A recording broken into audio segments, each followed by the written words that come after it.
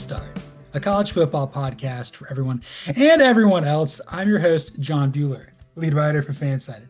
I'm joined today by a man who knows that Napoleon surrendered at Waterloo, that probably knows that Ty Schmidt grew up in Waterloo, Iowa, and through that, he probably knows that John Wayne Gacy invented the double down while working at a KFC in Waterloo, Iowa. Cody Williams, content director, fansided.com. It's finger looking good to have you back, man. How are you? Not feeling like John Wayne Gacy, which I think is a positive. I think a positive for everyone. I'm glad to be back, man. Glad to see you. How you doing, man? We're thriving or we're surviving. We're doing one of those two things here. I mean, it's been about 2 weeks now since I saw your face. You know, it's a Yeah, very got this very perpetual groove episode. It's not that at all, but it is ABBA themed because we are going to bring back offseason Jalen. Because why the hell not? damn right, man. It's February, man. There's not much happening. So, we don't have spring practice to talk about yet. So, jail in, here we come. Yeah, we got JLN. We got some local scouting report because I don't know what Cody's tales from the Super Bowl are. I've been doing some dog sitting and going out to the exurbs in Midtown. It's gonna be great. Oh, baby. I probably honestly maybe more interesting than going out to the Super Bowl. I think that's fair. But before we begin, be sure to give this thing a 5-star review on Apple, Spotify, YouTube, anywhere there's podcasts. Really helps the show grow. We're at 53 subscribers. We want to get to 55 before the end of the month because that would be amazing. Get us to 100. Get Shoot us for to the 100. stars, baby. Let's go. Get us to 69, man. It'd be very nice if you did that. 100%. We're also doing some like polls and stuff for the community stuff on what YouTube. So you guys have been voting on that. So if you've got any idea for anything out there you want to see, we'll just throw it out there. We're making it happen. You can also give us money on Buzzsprout. Apparently, I put that link up there while we were in here because why not? Absolutely. If you want to give us money, we will take money for I sure. got a mouth to feed. That's right. I If got a you Taco Bell addiction to feed. dude, Taco Bell's amazing. They had a Diablo Ranch sauce that they gave out. Not for me, not a ranch guy, but that's okay. I thought it was like the quesadilla sauce. It's not, but it's something you can eat. As is everything at the Taco Bell. As is everything. And obviously, clearly, we're rusty and we've all started here. So let's get started with our first of 15 today, which is where's the money, Lebowski? I mean, back when Jeff Lebowski was going to Taco Bell, it probably cost 59 cents for a burrito. Now it costs $5.90 because inflation's a bitch. 100%. Not good for the wallet, that's for sure. That's why we need Now, you to send us money on Buzzsprout. please, it'd be really great. I'll go to Cody's finances to pay for the show. Anyway, there's also sending money there to the IMG Academy with apparently there's some booster out there with for lack of a better word, Mexican drug cartel ties. And obviously the IMG Academy operates in a different system. It's not really part of the Florida High School Athletic Association. So yay that. Yeah, I mean IMG Academy is one of the I guess I like, in light of this news, this is probably going to be a weird word to choose, but illustrious like high schools in terms of producing athletic talent. We were talking Yes. basketball, whether you're talking baseball, whether you're talking football, like it's basically a prep school to go play college sports or pro sports. That's what Yeah. IMG Academy essentially is. And yeah, apparently I saw the total is like $1.7 million that they've accepted from these individuals. Um, Tough look for IMG Academy for sure. But when you're basically running, I don't want to call it a for-profit entity, but for lack of a better Yeah. word, a for-profit entity in high school, and you were doing it at such a massive scale, like if you don't have the proper guardrails in place, this type of stuff that's gonna happen, man. I think IMG Academy got started decades ago with tennis. I think that's the first thing that Mhm. they did. And then obviously they've kind of become in vogue with football. We could name like a bunch of players who have played there. JJ McCarthy played there. I think Keithian Bear Alexander played there. That's right. Yeah, along with everywhere else. uh, did the money trickle down to him? I don't know. He's in Oregon now or whatever it is. That's right. Yeah, he doesn't know what hand gesture to make either. It doesn't. It doesn't. What do I do with my That's hands? right. Bear Ricky Bobby Alexander. I want to go fast to the NFL, but it's been 4 years in college. Like you gotta have guardrails for this because like the rest of the high schools in the state don't like you, and Mhm. this just makes them feel like this is just it makes it look like it's a front, dude. Yeah, 100%. It's a terrible look, and like it doesn't it makes you look. I saw someone, I think the best way to describe it, and like this is obviously not something we're trying to joke about. It is a little funny, let's be clear about that, but like we're not trying to like make light of a situation because like cartels are not a good thing by any stretch of the imagination. But I will say that like I saw someone post a meme of the game IMG Academy played against Bishop Sycamore, and it Yeah. said, "Who would have thought that Bishop Sycamore would come out of this looking like the least worst of these two?" And like that's kind of where we're at. Like this is a really, really bad look for IMG Academy, but I think like on a larger scale, if we're gonna tie this more into college football, like you talk about lack of guardrails, you talk about lack of stipulations, you talk about lack of oversight. That's where we are with NIL. And I'm not saying that these college football programs are going to be funding the cartel or being funded by the cartel. I'm not saying we're at that point necessarily, but if you don't start to get some of these things in place, you're going to head to places that are not good. Yeah, these collectives, it's a great way to launder money. That's kind of what they do, besides what they do here in Atlanta, which is just, leaf blowing. That's how they do it here. Yeah, Very, very 100%. much so.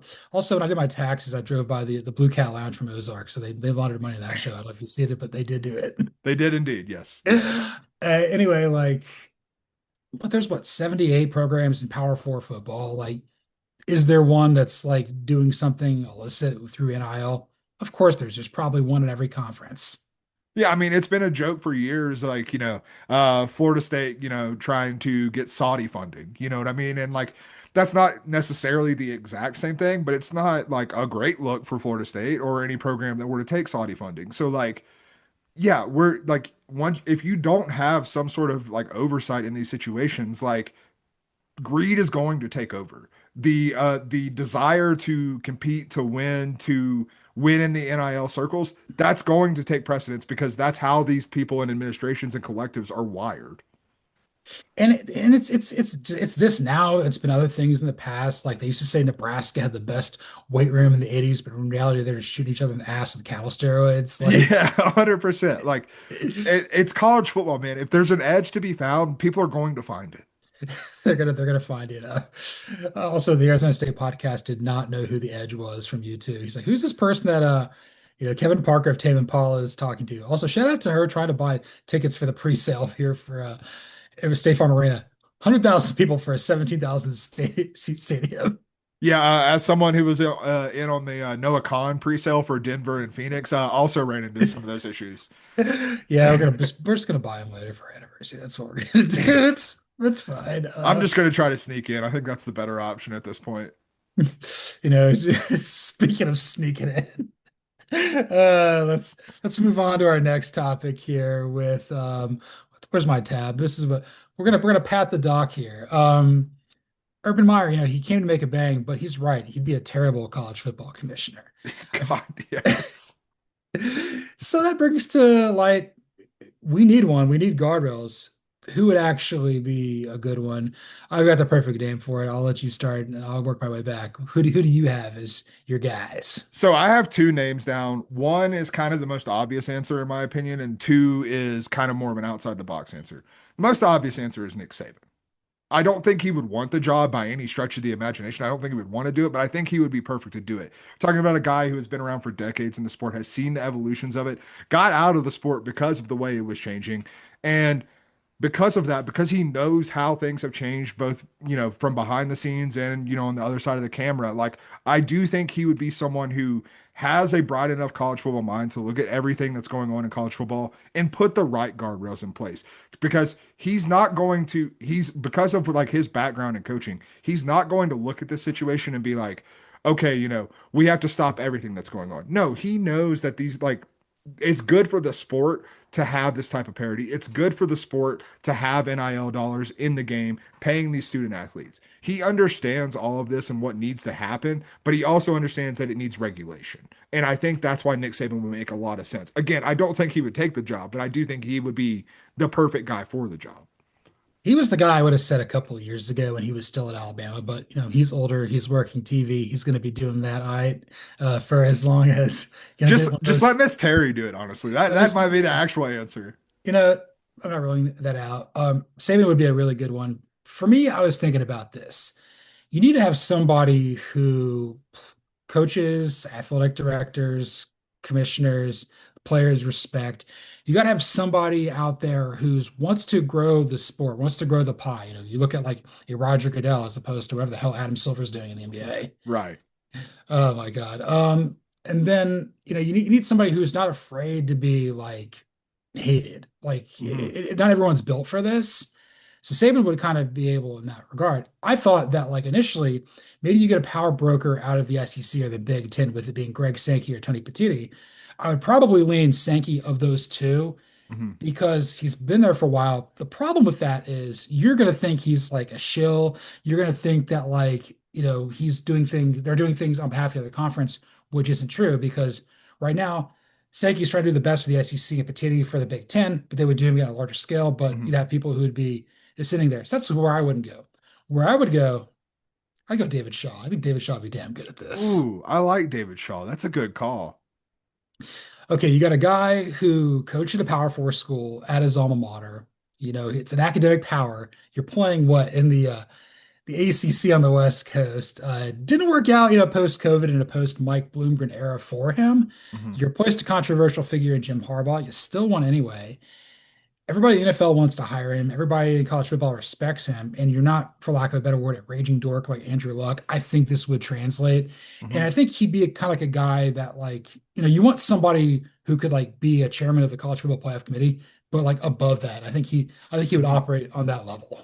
No, I think, and I mean, like you talk about the NFL interest, like he's gotten NFL interest from like multiple positions, whether that's coaching, whether that's like an advisor role, or whether that's someone in the front office, like, and someone who had like that speaks to his depth of knowledge. That speaks to his depth, or like his reach in terms of like how people see like his scope of the sport in the scope of football. So I think that makes a lot of sense.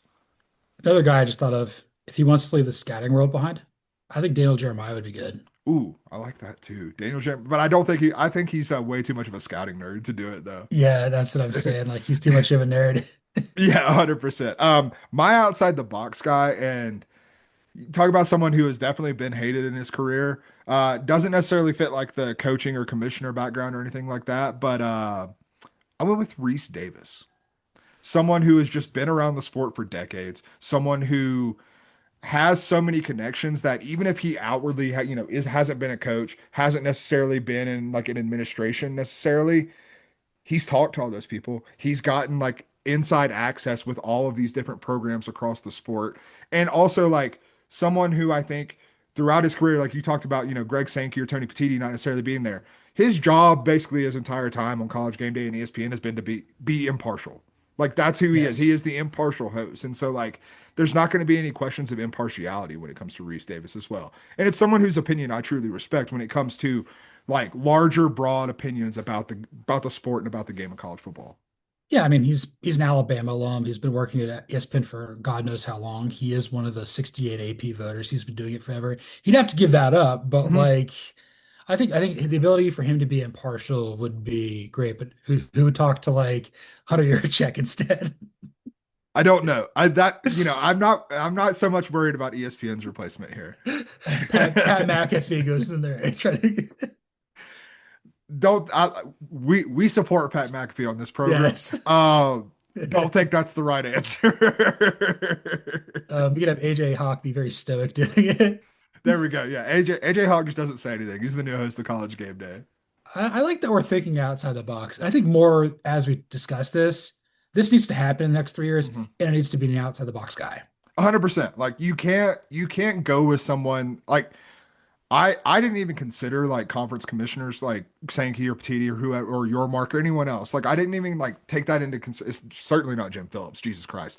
But like I didn't even consider them because not just because of what you mentioned with like the perception of impartiality that needs to be present here, but also because that feels like it would just be a continuation down the same path. Like I don't think the proper guardrails would be put in place with those types of guys.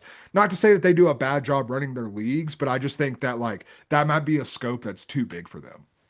I'm not saying it'd be like our government, but they'd be lifting up the Uno card to see what's coming next. 100%. Yeah, you're taking a peek at the deck. So maybe it's Reese Davis and David Shaw together. That would be the There we go.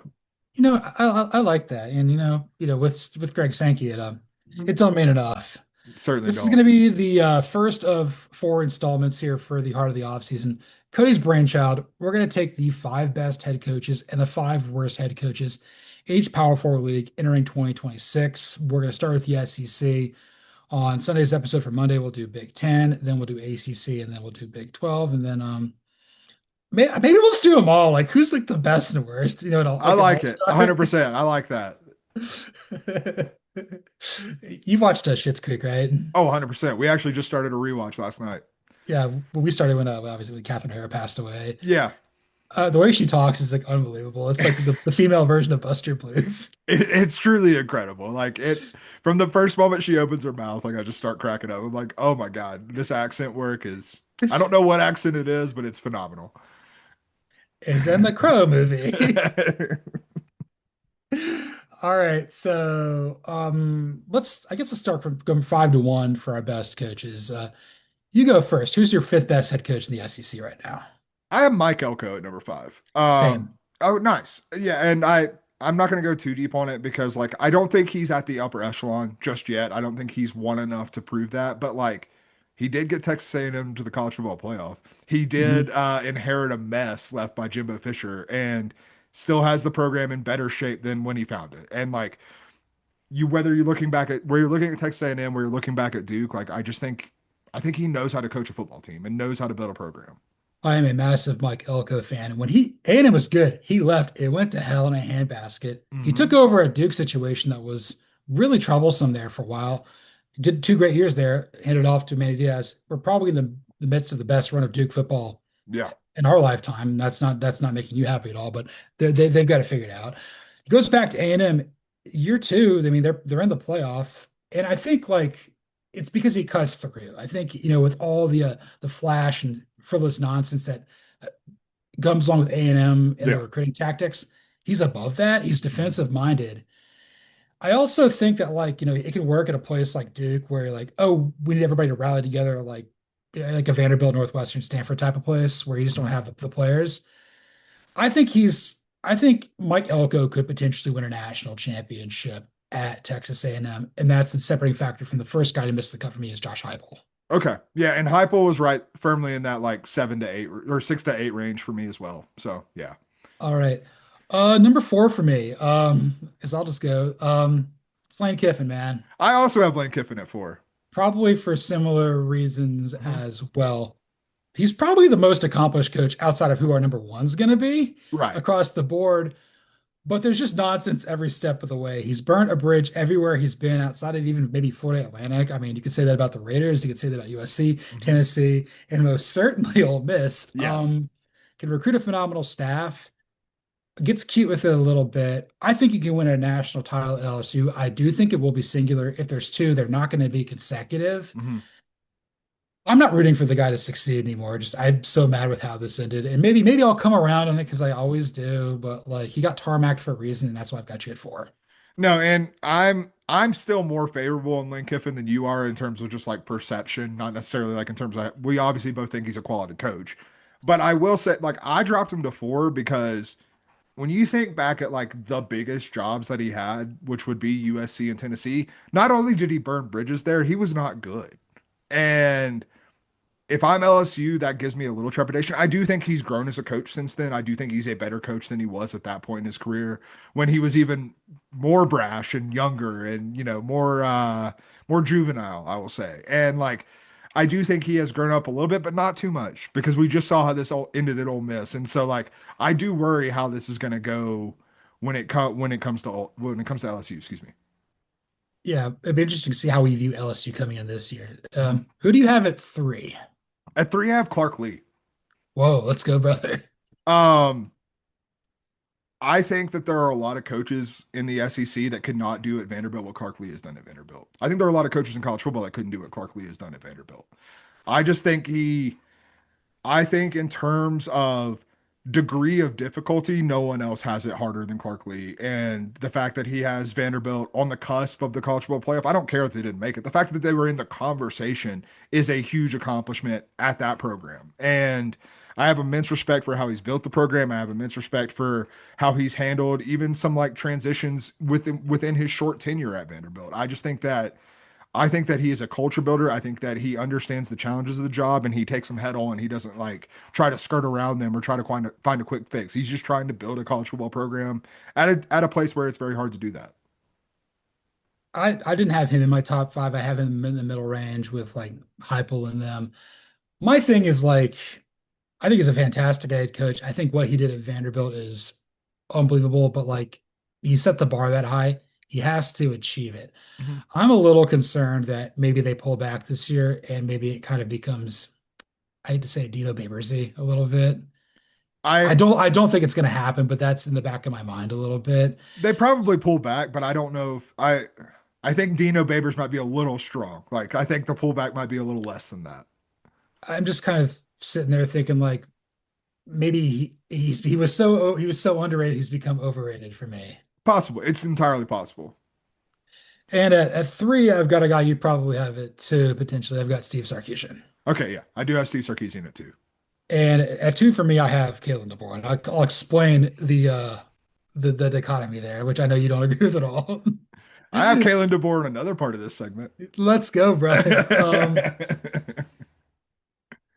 They both win. They both have led teams to the playoff. And even though I think DeBoer beat Sarkisian at a lesser job at Washington, which I think matters to me. I also kind of think about this. I'm going to use this as an analogy. Maybe we'll clip this. I don't know. I'll probably get dunked on. Who cares? You know in Harry Potter when they're chasing after the snitch and there's the two seekers going? Yeah. They're both going towards the ground. They're going down. I think Sarkisian pulls up in the last moment, and DeBoer goes, he'll catch the snitcher, he'll crash on the ground like Harry Potter. Yeah. I kind of feel like I've seen Sark everywhere a step of the way. Like, I gotta be honest with you, every job he's had's kind of been paved in gold in some ways. Mhm. Like, there's been a lot of resources, Washington, USC, Texas. I mean, he replaced Kyle Shanahan as the OC for the Falcons, went to Bama. Mhm. I kind of think in those critical spots, I'm like, I don't know if he's going to do it. I want to see him do it. It hasn't panned out for me. I think with DeBoer, I think he's one of more challenging places like Indiana, Priest, Signetti, for Fresno State, Washington, Alabama replacing Saban, taking him to the playoffs. That ain't easy. He's got some work to do, but I think he's in a tough spot. I think he's better than where he's currently at. No, and I don't necessarily disagree with Kalen DeBoer. I'll have some thoughts that I'll unpack here shortly. In terms of Sark, like to me, he was default number two, more or less, just because like I still think he's a really good coach. I think that the Texas job, yes, to some degree is paved in gold. It's also an unforgiving job, and he's performed at it. And like not to the degree that Texas expects. He hasn't won a national championship. He hasn't gotten to a national championship game. But there's also no sign of this letting up. Like Texas is seems like it is in a position where it is a well-oiled machine right now. And I don't think that happens if Steve Sarkisian is at the head, isn't the head coach there. I think he's got the perfect feel for it though, but it's like he's got to win one in the next 3 or 4 years, or it's just not happening. Agreed, 100%. And like to be clear, like I'm not married to Steve Sarkisian Yeah. at two for like the long term. Like he could drop down these rankings, like especially going into next year where I do have high expectations for what him, Arch, and Texas can accomplish. Like if if, for lack of a better term, shit the bed again, like yeah, I'm gonna be harsh about that. Yeah, if you're not a top 16 at the end of the year next year, you're going to be criticized for that. Honestly, I'm almost to the point where, and this is a very February take to be very clear, but like if you're not in the college football playoff semifinals, I'm gonna be a little annoyed by that. I can kind of get there too. I mean, you got to finish top two of the SEC along with Georgia, pretty much. Yeah, Or 100%. yeah, you got to do that. And then once Kirby for me, it has to be. Yeah. I don't have to really talk too much about that. Top three coach in the sport, undisputed. It's just the way it is. Yeah, I mean we don't have to unpack that. I think anyone who came into watching this segment knew that Kirby Smart was going to be number one. He's accomplished more than everyone on this list. He's accomplished more than most coaches in college football. And you want to talk about well-oiled machines? Georgia's not going away anytime soon, as long as Kirby Smart is at the helm. And I'll throw this out there before we get to the bottom five. Last year was his best coaching job by far. Hmm. His coordinators let him down. He had a very young roster. I think there's only four guys they're going to go, like four or five guys are going to go in the top like 40, or not top, like top 100 picks, like maybe Yeah. Dalen Everett, but like you're not swimming in a ton of talent. It'll be really good next year. And it's going to come down to, like, I think Bobo did well for a while. Schumann did not. And if Schumann No. doesn't make it happen, he needs to go. 100%. Yeah. I mean, I think the biggest criticism you can have of Kirby Smart isn't necessarily a criticism as much as it is just the brain drain. Like we've seen Yeah. a lot of brain drain coming out of Georgia, just like we saw like Nick Saban have a couple of down years by his standards because of brain drain. Imagine if you still had Fran Brown on staff. Like that would have been a huge boost. Yeah. Exactly. Exactly. Oh man, it's tough. Let's flip it around and let's go to the bottom five. Again, for me, like I did not include new Kentucky head coach Will Stein, or recently promoted head coach Pete Golding at Ole Miss. I liked what Golding did at Ole Miss. It's a really small sample size. They're going to pull back. I think maybe with Trinidad, maybe they won't so much. Will Stein, I think I'm bullish on, but I mean, Kentucky's a tough job. Yeah, I do have Will Stein on this list, but I tried to not be as harsh as I could have there. I think Pete Golding, even if it is a small sample size, I think he earned his way out of the bottom five, quite frankly. Yeah, I think that's probably fair, but it's I don't know yet. So who do you have at five? Who's bad? That's Kalen Bad. DeBoer. Kalen Oh, DeBoer is let's number go. five for me. And to me, I understand that he is when you like your comparison to Steve Sarkisian is well taken. Like he has won at more difficult jobs. Um, I'm not sure he can win at the level that Alabama needs to win at Alabama. I'm not sure he's cut out to coach in the SEC. I'm not sure that he's cut out to coach at Alabama. I think he might be made to coach at Washington. I think he like that might be just who his DNA is. When I looked at coaches in the SEC, I don't think there's anyone doing less with more than Kalen DeBoer. And I think that's my biggest criticism of him to this point. And like, man, you have Ty Simpson in here, and you basically waste a potential first round pick at quarterback because you can't figure out how to run the ball. You can't figure out how to get five-star offensive linemen to block for four-star running backs. Like that doesn't quite compute with me. And like your defense in the biggest moments doesn't look right. You come in and you build a staff where there's very clearly too many cooks in the kitchen. We called that out like immediately as soon as those hires were made. And like I just feel like he does not have his finger on the pulse of how to coach at this job. And like if we're ranking SEC head coaches, I'm going to rank by how well you're doing at the job in the SEC. In addition, like yes, your past accomplishments do matter, obviously, and that's probably why he's not lower on this list for me, frankly. But I think that like in terms of what he has to do at Alabama to succeed, he's not doing anything remotely close to that. He's got to do a lot of things there too. Got to let this go too. Apparently, it's not going hot right Yeah, there. no, But we either that or head to Turkey, one of the two. it's I don't know, man. I get what you're saying there, and I'm okay with that. And I've got a guy who I think is actually doing the least with the most amount of stuff. Another guy who led a playoff team a year ago. That's Brent Venables at five for me. Okay, okay. I have he was close. He was a cut for me on the bottom five. I think I don't think he recruits well enough for what Oklahoma needs to do. Mhm. He's kind of like took a page out of what worked with Dabo, but he doesn't have the cult of personality of Dabo. Mhm. If Oklahoma doesn't make the playoff, we'll look back on like their recruiting out of high school, and we'll look back on their portal stuff, and we'll think that's kind of the deciding factor. I think also for me, there's you're talking about Oklahoma, man. You're talking about the best program in the old Big 12. I don't know where that sits now. Resources aren't a problem. You basically get what you want out of Texas in Mhm. that range. I also think he has no clue what's going on offensively. I think No. that the Seth Luttrell hire, again, a guy you fired a guy who went to OU. That's not good. You fired Cale Gundy. You had to, but that's another guy. You let another guy from OU, DeMarco Murray, go to the NFL. Then you got a 30 something in Ben Arbuckle and John Mateer trying to make chicken salad out of chicken mess. And, Oklahoma didn't lose a lot to the NFL. You thought they have a lot of players coming back. There's just something missing, I think, in terms of just it doesn't it doesn't quite work with me. I think that like if Oklahoma doesn't make the playoff this year, there's some serious problems there, Norman. No, I don't think you're wrong. As you were talking, I almost like I had this thought. And not just in terms of like offense, defense, whatever, but I'm just talking like culturally and how they handle business. If Lincoln Riley and Brent Venables were combined into one person, that'd be the perfect head coach for Oklahoma. Because Lincoln Yeah. Riley recruited his ass off when he was at Norman. And Lincoln Riley understood like where Oklahoma resources shouldn't be a problem for us. And like Lincoln Riley had his finger on the pulse, but he didn't have like the grit and the mentality that Brent Venables. I think that one of the paradoxes with Oklahoma under Brent Venables is I don't think Oklahoma goes into any game not prepared. I don't think Oklahoma goes into any game lying down by any stretch of the imagination. They're willing to fight, they're willing to get dirty. They just don't have the dudes to do it. And like Lincoln Riley would have provided the dudes in that scenario, but I don't think they would have had that mentality. And I think people like Brent Venables. People don't like Lincoln Riley. It's like you literally get the exact opposite. Yeah, we need to combine these two people, like neutral likability, neutral. Let's go there. Being Oklahoma schism. I know the pieces. That's I will right. make them. I'll make the pieces fit like Lars Ulrich. That's right. All right, who do you have it for? Four is where I have Will Stein. And again, like part of this is just the Kentucky job.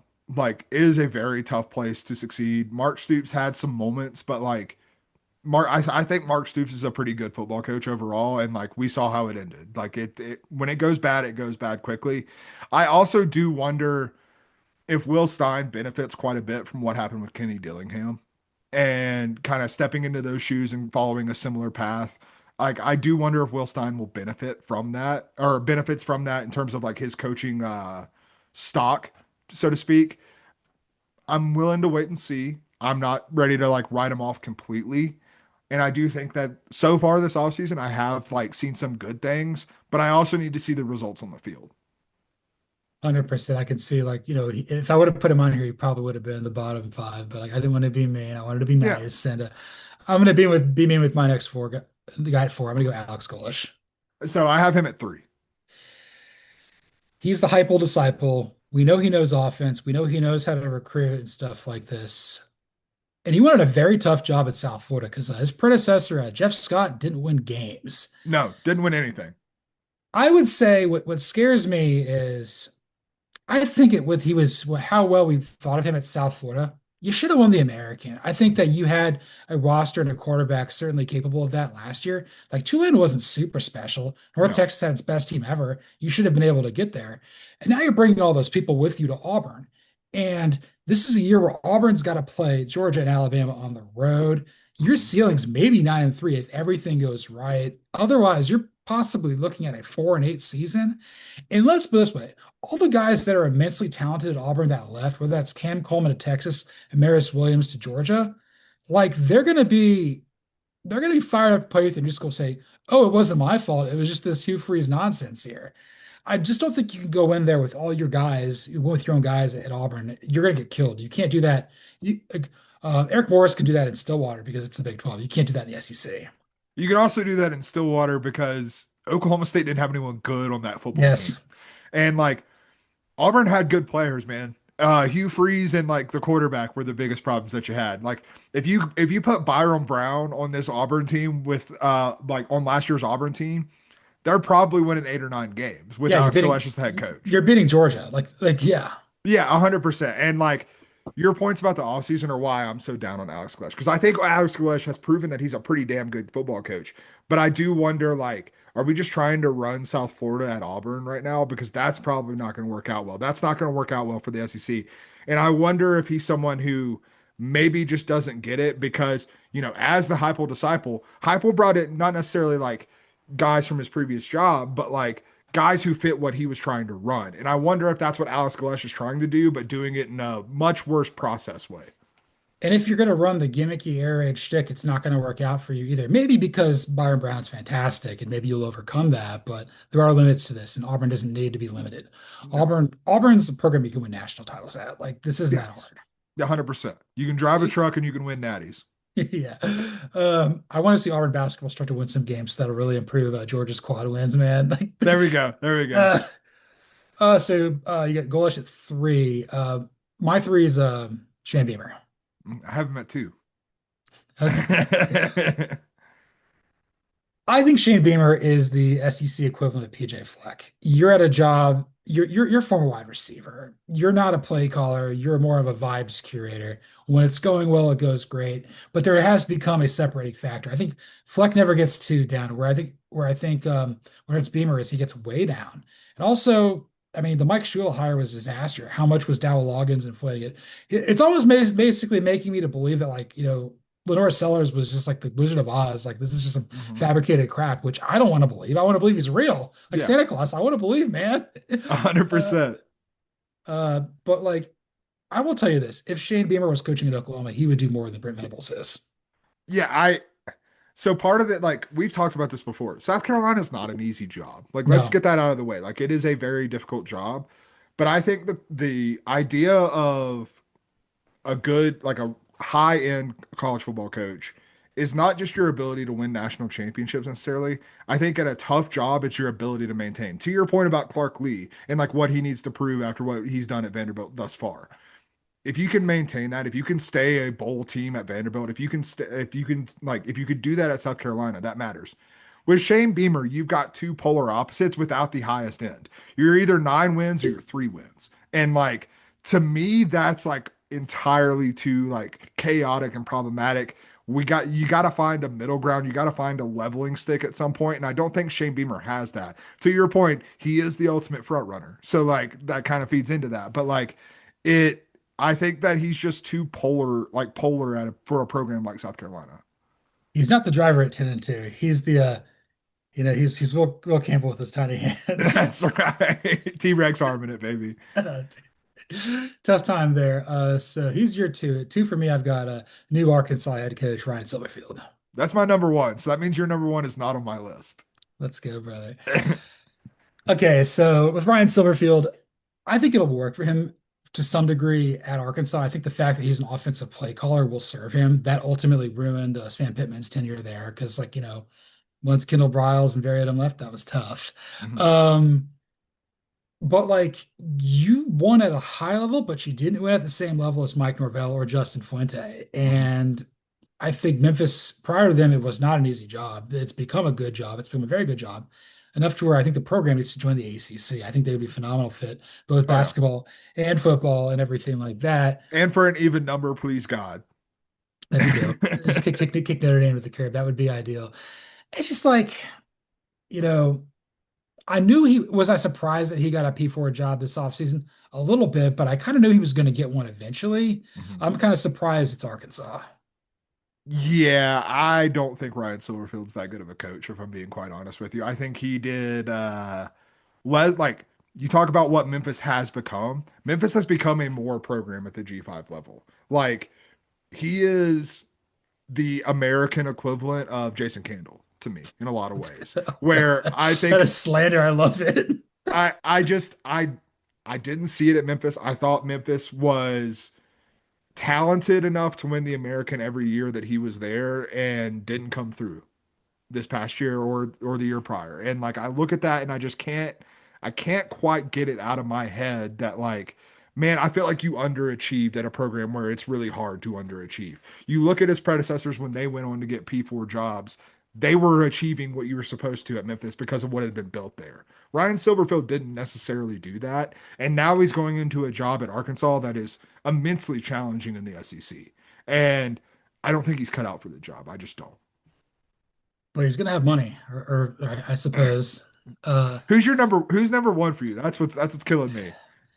I could probably I could make an argument. Just Bueller. One guy we haven't mentioned. Let's just say he's your number one. Like, you want me to go out there and say it's drink? It's not drink, but I could make an argument just for anybody on here. I ended up going with this. This did me no joy. I ended up going with Jeff Levy at one.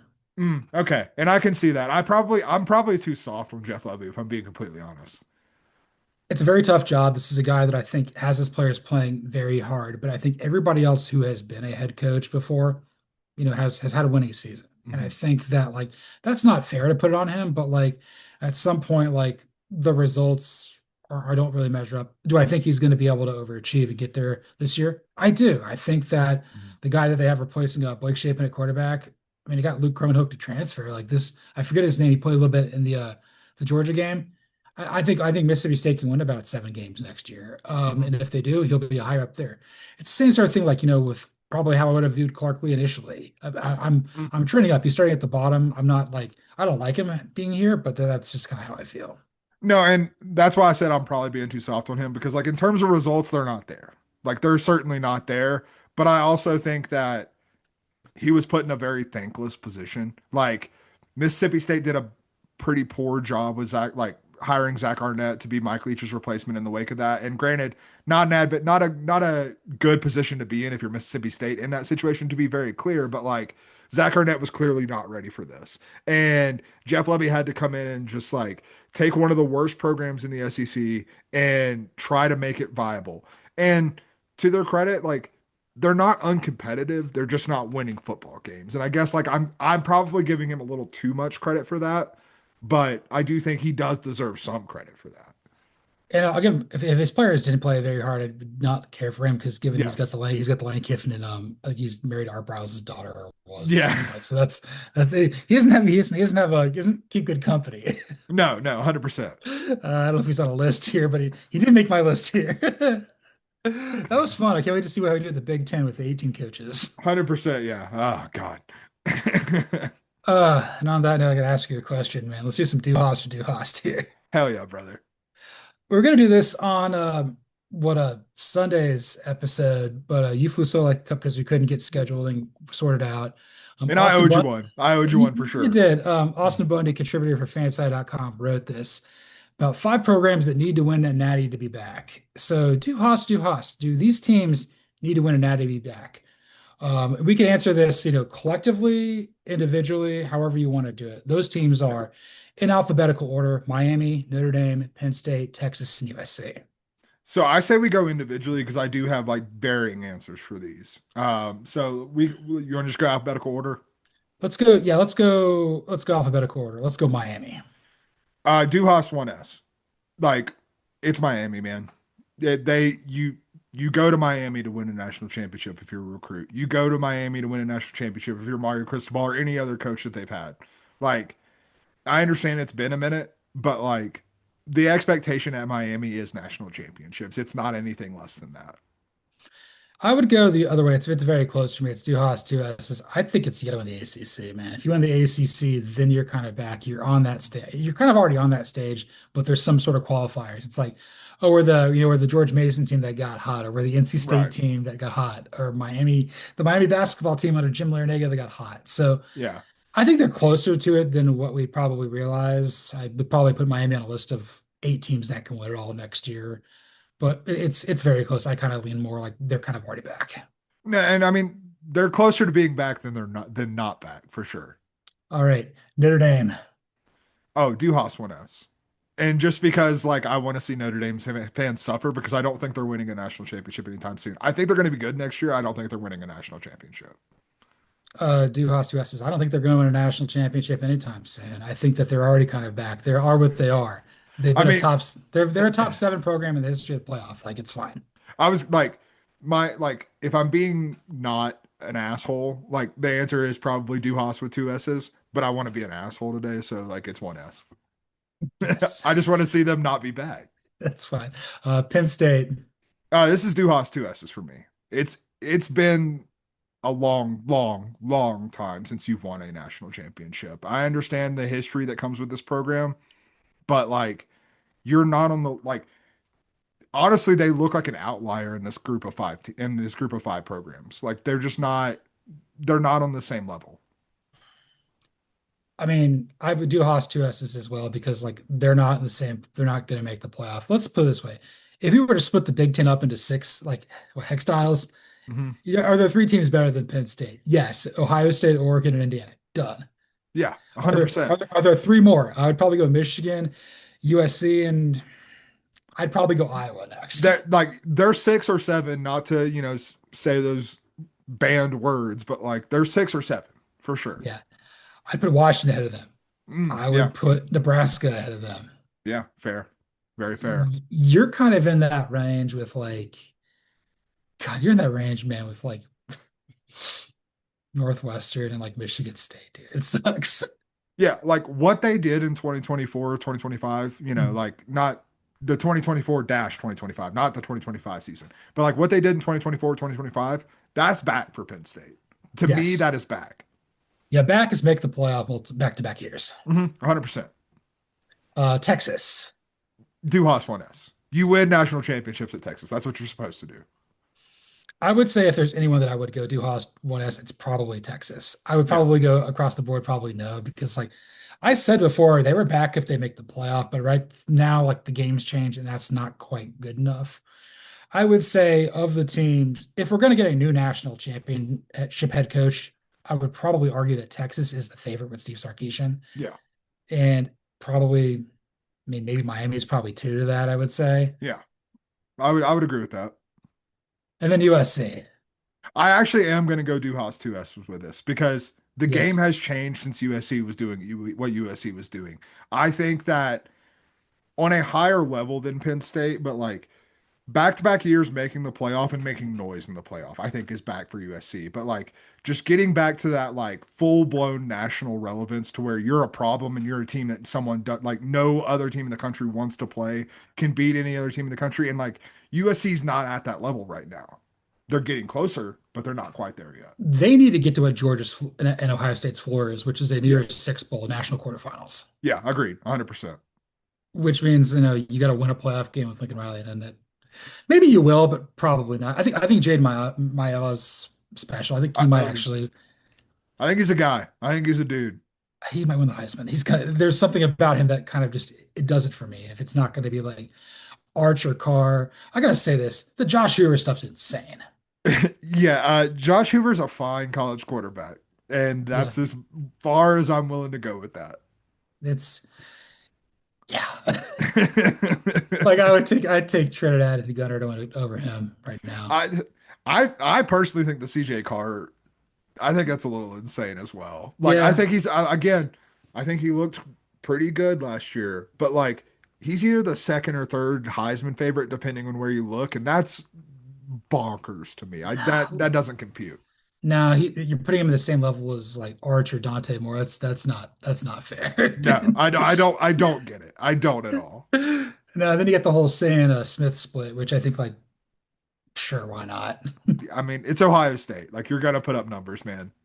But that's interesting. Is there any program that Austin did not include that you think would fit this bill? Like they got to win a national championship to be back. Like they're like Oregon like, has never won one, so that's Yeah. that's a different thing. I mean, I would it's an interesting question because I do think it's one of those things where the fan base probably feels differently than like the actuality of the situation. Like that's why I'm saying yes for Texas and Miami because like that's how that fan base feels. Fan base looks at it like Miami's not looking at this past year and making it in the national championship game and being like, "Oh, we're back. We made it to a national championship game."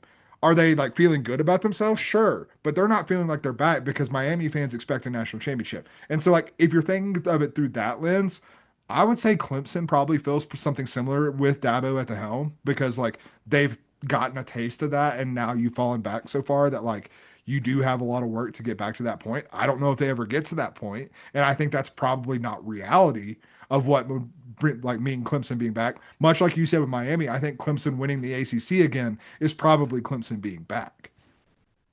Clemson's the one I thought of. I also think Michigan too would be Yeah, the same Michigan. sort of thing. But But like they did Kyle, just win a natty like 2 years ago. and then Sherrod Moore destroyed it in his life in a matter of days.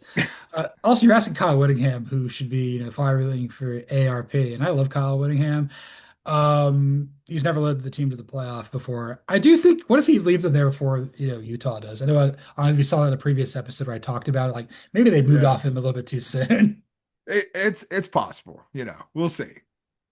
And, like I think that's fair. I think it's anything's possible with Novocaine. So let's do some Yeah. just like Novocaine with only bangers from ABBA to reignite the offseason. We wanted to go with international groups so we don't have to I don't want to use like Dinosaur Jr. in case we got to go to UMass or Yeah. St. Paul and the Broken Bones if we got to go to UAB. No, and I mean it's Olympic season, so let's get international. We got to go with Sweden's finest with ABBA. That's right. Shouts out to Eurovision, man. That's great. So the way offseason JLN works for those at home is this isn't tied to games. This is tied to people, places, and things.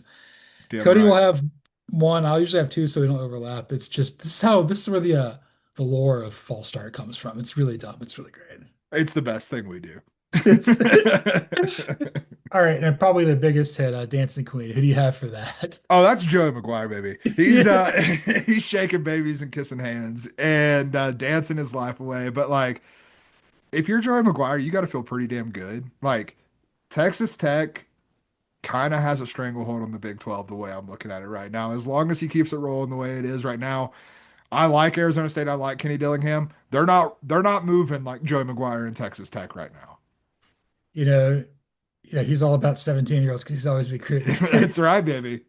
That's a good one. I've got two people that like to dance. I got a guy that definitely, you can dance, you can jive, having the time of your life. This is definitely on Dabo Swinney's iPod Shuffle. Oh, 100%. And the guy who's dancing at the 4th of July cookout to this, definitely play this at his wedding. That'd be Gus Malzahn. Let's break it down, boys. Oh God, breaking it down for sure. Do you Arthur Gustav Malzahn take this up? Go ABBA. Uh, Oh you know, God, you realize we're going to put him in the Hall of Fame for coaches now. I think he's going to get the yeah, coach vote. Yes, 100%. Run the damn ball, baby. from the time ball. All right, Mamma Mia, here I go again. I have Texas down for this as a whole. The entire song's about like you've hurt me a billion times, but here we go again. I can't quit you. And brother, I'm about to get over my skis with Texas again. I think you like Texas more than your Cowboys, dude, sometimes. Well, yeah. The Cowboys cost me nothing but pay. I tried doing a Falcons podcast once a week. Oh, I don't even think we like the NFL. I think we've liked the NFL for years, even though that's your wheelhouse, man. It's I know a lot about it. Doesn't mean I like it. no. It's like we become NFC Cleveland Browns fans, dude. It sucks. It's so bad. I've got to, this is all about getting burned, but keep going back to them. You can't quit you. It's Lane Kiffin, man. It's a good one. And then, a program that doesn't do its fans, that's the Oregon Ducks, dude. They're going to be all in on this, and then they're going to lose in like the national quarterfinals again. I actually had Oregon down first, but I figured you would probably have Oregon down because it made a lot of sense. I'm very concerned that they lose Will Stein and particularly Tosh Lupoi. Yeah, Tosh Lupoi, I think is like I like Will Stein. Again, like I'm rooting for him at Kentucky, but like Tosh Lupoi is a bigger loss in my opinion. Because there will be that 1 second where Dan Lanning will look away and not be the CEO type, and this will cost Oregon a game. Yeah, And he's a 100%. defensive-minded guy that trusts his coordinators. Like Yeah. Kirby does this, Elko does this. There's other guys that are defensive. Manny Diaz does this. There's other Mhm. players out there that do this. But like, Mamma Mia, here I go again. And also, this is definitely like probably the favorite song in Eugene, Oregon. Oh, 100%. Yeah. Blasting it Uh, through autumn. Blasting through odds, and here I go again. All right, Fernando. I've got Ole Miss because it's all about memories and the beautiful nights we had together. And I think Pete Golding might be a better coach than like he's probably getting credit for on like a national level. I think Ole Miss, I I don't think they're going to pull back with Trinidad Chambliss returning as far as many people think they might. But I do think you're probably not going to have the sustained success that you enjoyed with Lane Kiffin. I think that that might have been a little bit of a flash in the pan that was Lane Kiffin oriented. Welcome to Mark Helfrich season, brother. Oh yeah, oh big Mark Helfrich vibes. Yeah, the vibes here with the visor and the vibes. Mhm. So for this, I've got this is a Kurt Signetti reminiscing about Fernando Mendoza Of course, of over course, over his beer. and over watching Josh Hoover tape. And then, with the other guy's Gus Johnson putting in no prep in the offseason, he's just going to go in there. Josh Hoover's going to find like Charlie Becker for 6, and like they're playing like Rutgers like week 3. He's gonna be like, Fernando. And it's like, that's not even him. He's like the vacuum cleaner. Jack Sawyer. I gotta watch Big Ten games on mute, man. I can't do it anymore. There's always one announcer I can't stand. It was Sean McDonough calling NFL, and it's now this guy. The sad part is I think Joel Klatt's very good. Yeah, I love Jim Miller and Joe Klatt. And McDonough's great on college. It's just a different thing. And yeah, Different strokes, man. different strokes, different folks. Who's gonna face their Waterloo? Oh, Waterloo, that's Miami and Mario Cristobal, man. Like you made it to the national championship game. You were defeated. But I do think that Miami and Mario Cristobal have won the war. I truly do. Like, I think that what we saw last year was a real turning point for Miami. Like, Mario didn't Mario anything up last year. No. And I like that's a huge victory at the end of the day. I don't think it's sinking the program, but like as of right now, it probably does feel like they're Waterloo. And I've got a guy where I think it might end for him in Waterloo. That's Kirk Ferentz on the recruiting trail. They're like, you're done. He's like, literally facing his Waterloo. This is as far as I go. I was looking up on Wikipedia. It's called the Factory City. I'm like, what a nickname. It's tough. That's tough. That is tough. And then facing his Waterloo, I think that's what Kyle Whittingham kind of got out there and Salt Lake. He's like, yeah, we're just not going to make the playoff, but I can make it here in Michigan now, and we'll see where Michigan is on our playoff bracket next week. If they're there, yeah. If they're there, if they're maybe, I don't know. I write a lot about Michigan and Miami, so in Indiana, that's my other beats besides Georgia that I write on mostly because I don't get resistance. 100%. And we've got two more here. We got speaking of resistance, we got SOS. I've got Kalen DeVore because I think he needs someone to save him because I don't like I just don't see this turning around at Alabama for him. I just don't. Like I think that like culturally, I think that spiritually, like it just doesn't feel right. Something is off here and he needs a lifeline. I don't know what that is. I don't think it's coming this year, but like man, I don't see it ending well. When Greg Byrne moves on with him, he's like, here's a bag of Swedish fish and get out of my sight. That's me, and I love that. I got two programs that I think are going to be absolute trash this year. That's Maryland and Boston College. I mean, definitely fair. Definitely fair. I think Mike Loxley's been saved 100 times. So I know he's like the type of guy that like keeps getting like, organs replaced and just keeps ripping through them. It's like at some point, man, we don't need to give you like 14 livers, dude, or 16 stomachs. It's like you're just destroying more red meat than what the guys on a Man versus Food. that's right. No, he's like the Black Knight from Monty Python and the Holy Grail. Just the flesh wound. Just a flesh wound, man. Did you know? I think like Led Zeppelin, I think Jay Page paid for that movie to happen. That's incredible. I did not know that. I think it was like a tax write-off, and the guys for Led Zeppelin's like, these guys are funny as hell. Let's just do it. Hell yeah. Respect. Artist respecting artists. We love You it. know, it's better than him giving money to the occult. He just gave it to a comedy troupe. I mean, that's great. 100%. We love it. He took a chance on Eric Idle and John Cleese and them, and who gonna take a chance on me with this one? Oh, I went deep cut with this, and this is definitely just homerism, but going with Taron Dickens, who is the Western Carolina quarterback that North Carolina just got in the transfer portal. Take a chance on him, baby. 38 touchdowns and 2 interceptions for the Catamounts last year. Gotta be better than Gio Lopez. Just gotta be. So, like, you know what? Go Heels. That's where I'm at. I mean, a catamount's what a mountain lion is, a panther is, a puma is another vicious beast from the woods. I'll kill you. That's right, man. Taron Dickens. Remember the name. Taron Diggins, the catamount killer. Let's go. Oh man, I love that. And I've got two people that they got to take chances on in the NFL draft. That'd be our false start Hall of Famers, Diego Pavia, and Carson Peck. Come on down. Take a chance, baby. Diego Pavia, it's like you're 5'9" and you've got issues, but I was the offspring had issues and they're fine.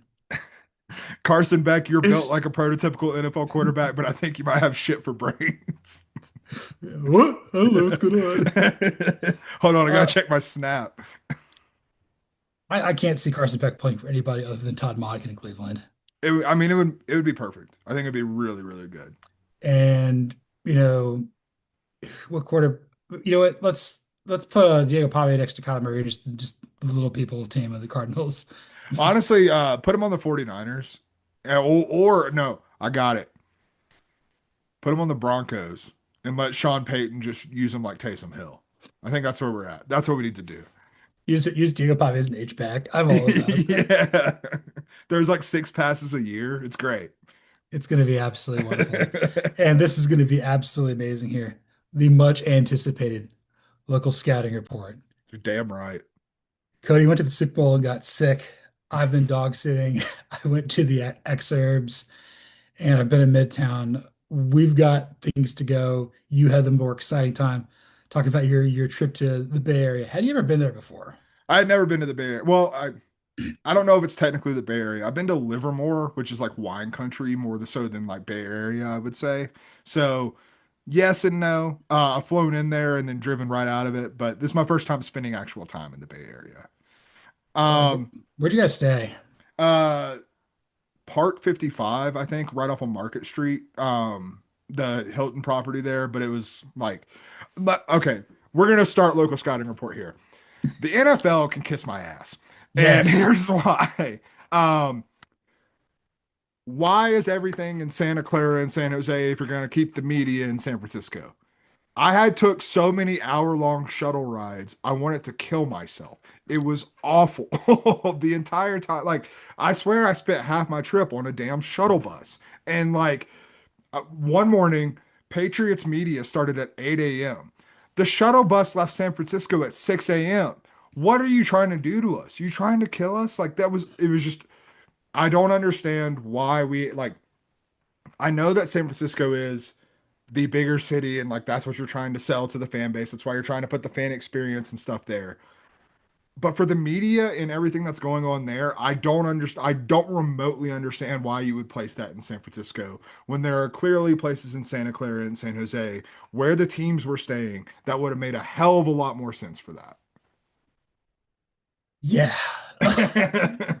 That'd be like having everybody go cover the Braves up in Cumberland and have them stay like, by the airport. Yeah, doing anything in Atlanta and having them stay by the airport because the airport's nowhere near the city proper. No, no, unless you want to go down to like the Stockbridge or Hampton where Yeah, the racetrack is, maybe you can make that work because you're on the other side of it. But yeah, I like talking about going to San Francisco with the Arizona State podcast. You're walking around, you keep going up, and you feel like you ascended to heaven, but in reality, you're still in hell. 100%. Yeah, it never ends. Did you get the clam pizza? I did not. No, I the only meal we got out was in Chinatown, which was phenomenal. Could not tell you for the life of me the name of the restaurant, but it was phenomenal. And then we went to a bar um in Chinatown, one of the ones that like Anthony Bourdain went to when he was doing his stuff and tried the worst liquor I've ever had a shot of in my entire life. Even the bartender didn't know what it was. It was just in Chinese and he was like, I don't know what any of this says. He goes, but this is what I always get people when they ask for an Asian shot. And he gave a group of us a shot and it tasted like paint thinner. It was awful. That's Asian Malort. I love it, man. Literally, that's what I called it as soon as it went down my gullet. I was like, that's Asian Malort. That's terrible. All right. Where do I even begin? Let's go with dog sitting Oh part yeah, one of the parts. So during the Super Bowl, we were dog sitting Miss Izzy, my sister's and brother-in-law's dog, the pitty Labrador mix who's too cute to be nice. that's right. She behaves, she listens to Uncle John and Aunt Rosie very well. I think it was, I don't even know what day it was. It must have been like Super Bowl Sunday or something like that. Uh, Izzy's like looking at Rosie, like, I need to go in the backyard and play. And we're like, you can go be a yard dog. And Rosie's just sitting out there on the patio porch, and then she hears like a squeak, and it starts to sound like it was a little bit more than that. We look out there. Izzy found a bunny nest. Oh God. So she, she chewed on one and scared another one into having a heart attack. The one that she chewed on, she ran away, dropped it on the slate gravel, and guess who had to pick the whatever that was up with the trowel? Oh, that's a Bueller task for sure. Yeah, like I mean, I'm sure we had to figure out if like is she gonna be okay? We thought she had like a rat or something like that. Mhm. Like no, it was a bunny and she was fine. And but yeah, she didn't know what to do. She just ate it. Those buddies are no longer with us. That's what you're telling No, I guess we me. need to go to the backyard for the next 2 days. I'm guessing it was either you or Izzy, one of the two. I didn't get back there, neither did she. So what else you got? So this fits perfectly into false start. I got to meet the Pop Tarts Bowl mascot. Let's go. Walked into the media center one day and he's just standing there with a sign that said, I don't even remember what it said, but I'm recording content for fansided.com socials and stuff like that. So I immediately pull out my phone and could not have asked for a more perfect interaction because I pull out my phone and point it right at him. And as soon as I do, he stares straight into my soul and just goes like this and tells me to come over there, give him a fist bump. But seeing the Pop Tarts Bowl mascot in person was truly a revelatory experience. It felt like I had seen and touched God. What kind of Pop Tart was it? It looks like the Berry Blast, the one with like the purple filling and like the white with like the sprinkles on it. Yeah. You did talk to God. You love purple, man. You love Pop Tarts. 100%, 100%. I was very excited. I am too. I'm actually really jealous because my next thing is not great. So, dog sitting part two. We're in Midtown with the dogs that like to burrow. Mm, This is the same one. This is the same place that had the Transformer blow a couple summers ago, and we got stuck in there and we couldn't try to get out. And then the keeper of the Continuum Transfunctioner in the land of no apologies showed up and opened the door of course. to this place. And again, the Remus of the dog, not the Huron, the Remus one got rudely awakened because guess what? Another Transformer blew Oh my God. at like 5 in the morning. It was really loud, like it sounded like thunder, and it turned like the power off briefly. And we were on the other grid adjacent to it, so it wasn't next to this grid, and it kind of ruined our plans for like Valentine's Day brunch. So we had to go somewhere else. Yeah. It's like, yeah, Can't be cooking food without a transformer. That's for sure. they're like, we can do cold stuff, and I think the taps work, and it's like, that's not what we wanted. We'll go somewhere else. I also don't want to hear the phrase, I think the taps were. So Lumi, the dog, like a Chihuahua mix, whatever it is, bigger, whatever it is. I only know how to describe this dog. Like a Chihuahua and a fox one, Okay. basically.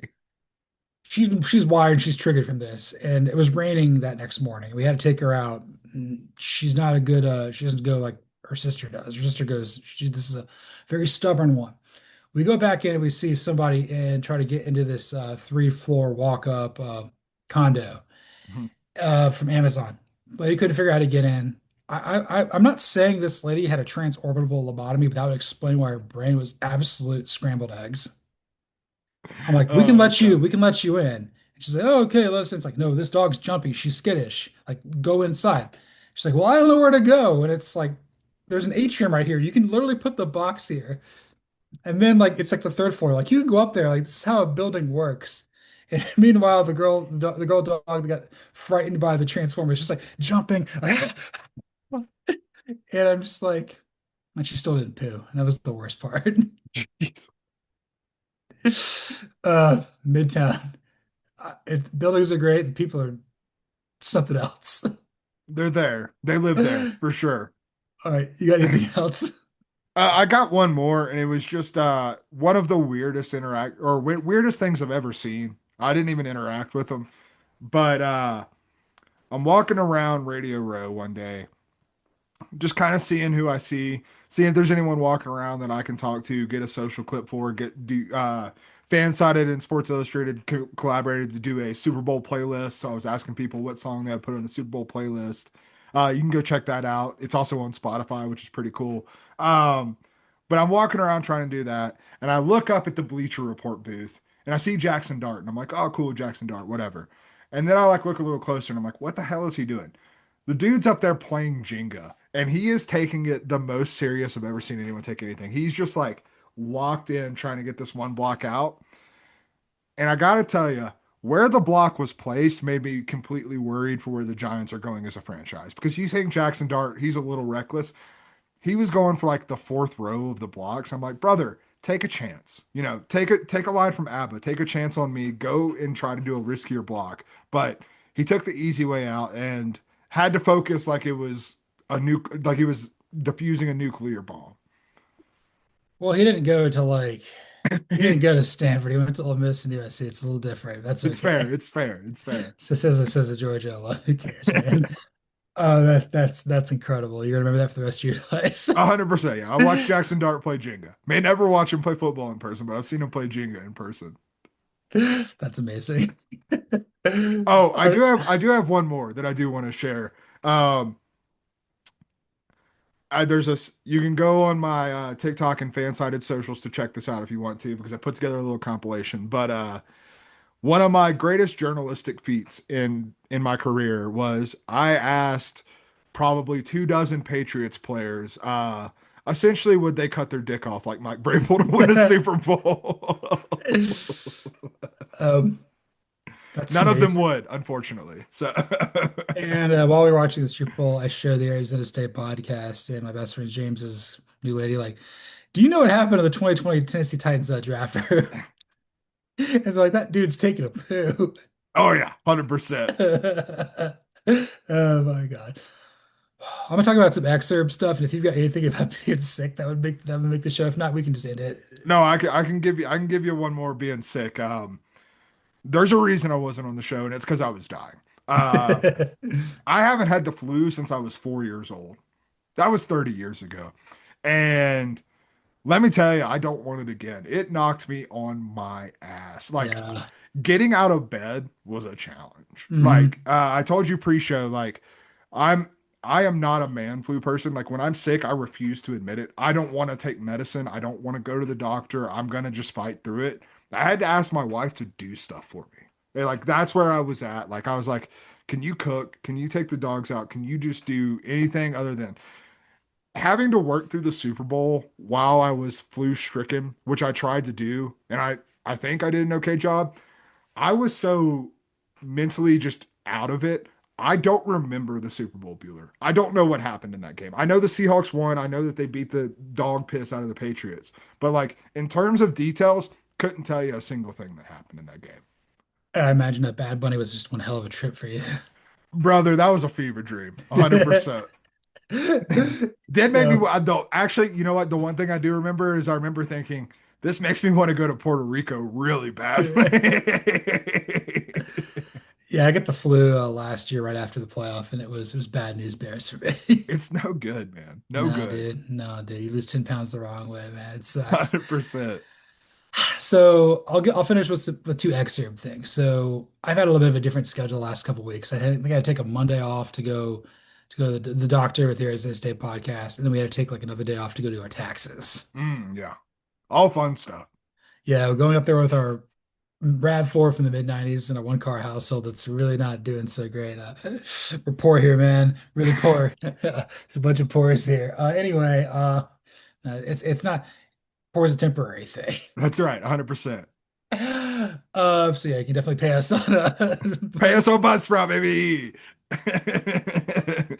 so we go up to like the doctor afterwards. There's an state podcast. Is like, is there any good I'm like, is there any good food around here? She's like, oh, there's like a Mexican restaurant that supposedly makes the best torta. I'm like, I've never had one. She's like, I've never had one before either. And it tasted good, but she realized it was a sandwich. And I'm like, yeah, that's kind of what it is. The table next to us too was just we had a black eye. Everything they were saying was about like a table of like 12 like 60s and 70s somethings, and didn't want to like be more angry about the world.